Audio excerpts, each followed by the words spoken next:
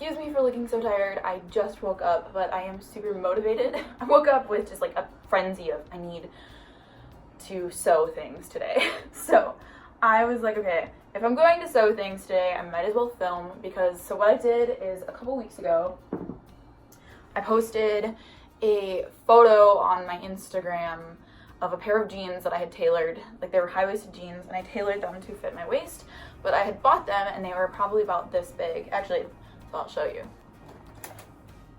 This is my thrifted jean basket and none of these fit me. They are all pretty massive, giant man jeans. I don't discriminate. I buy them all. Started with these, essentially, which are too big for me. They're not terribly big. Like, they're definitely, they need to be smaller. When I put them on, they're about this much too big and they would fall down my ass and I wouldn't be able to wear them in public. But what I did is I tailored them to fit like these ones. These are a pair that I just finished and they fit perfectly around my waist and they look like this in the back.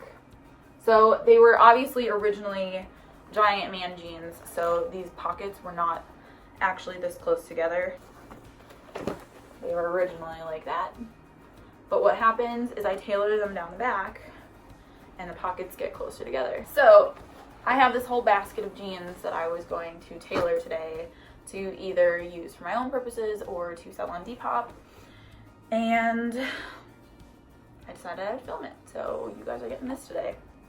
Yeah, let me just show you how this works. Again, these are really big, like kind of giant. They're about that big on me, but they would be very cute if they were taken in. Flip them inside out. Okay, so now I have them on. They look really good right now. You just leave them like this. Or grab the middle right here and make sure the middle is lined up, because otherwise your seams will line up wrong. My first pair of these, I think this line ended up way up here and then this one was way down here and I was like, oh, oops. So take your little marker, pull them up to where you are going to want them on your waist, hold them like that. Like I said, make sure it's right in the middle, right on the seam, and then pull them in tight to where you want them to fit on your waist. And then you're going to hold them like that and then pull all the excess fabric out of your butt. So like that. Sorry. But pull it out like that, and then you're going to kind of fold it over a little bit. And that is going to create a groove where you're going to draw a line against the fold. Like that. Make sure to draw a little notch on the top too, where you're gonna have your seam. And this is all kind of guesswork because it's all behind you. So. And it's okay if it's messy because it's gonna be inside the pants and you won't see it anyway. I'm sorry, I totally sew in my underwear because I don't have time to take pants off, put new pants on, take those pants off, put these pants back on when I'm trying everything on. So I'm apologizing right now if that offends you. Make sure that's right there.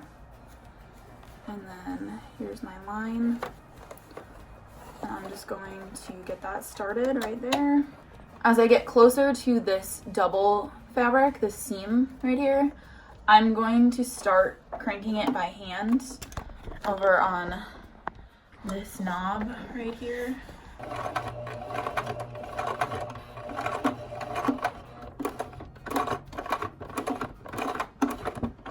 And this is typically where I end up breaking needles, so that's another reason why I tried to go slow, and my thread broke. Great. Okay, so this happens a lot because this is definitely not the kind of thread you're supposed to be using. I found that my thread tends to break a lot when I start up here and go down, and I don't know why. But I do like to start at the top just because it gets this seam super straight and even, which is kind of the most important one just because it's at the very top and it's very visible. But once my thread starts breaking on the top, I flip the jeans around and I start from the bottom end because for whatever reason, the thread does a lot better going that way. I have no idea why. This seam will peek out near your butt and looks a little funky. So try to get as close to the crotch area as possible. So I will probably start around here and go up.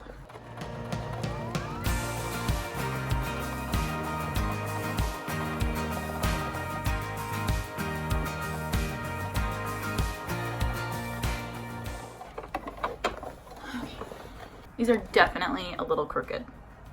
I am by no means an expert at this. I'm going to flip them inside or back right side out.